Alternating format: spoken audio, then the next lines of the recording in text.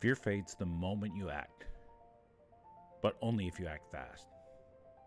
Life hack day 80 of 100. Fear replacement hack. Here's a 5-second courage hack. When hesitation hits, count 5, 4, 3, 2, 1, and move. Stand up, speak up, send the message, hit record. That 5-second window rewires fear into forward motion. Confidence isn't born, it's built through micro acts of courage.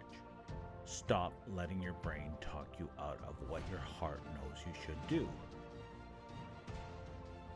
You don't need more. You don't need more confidence. You need less hesitation.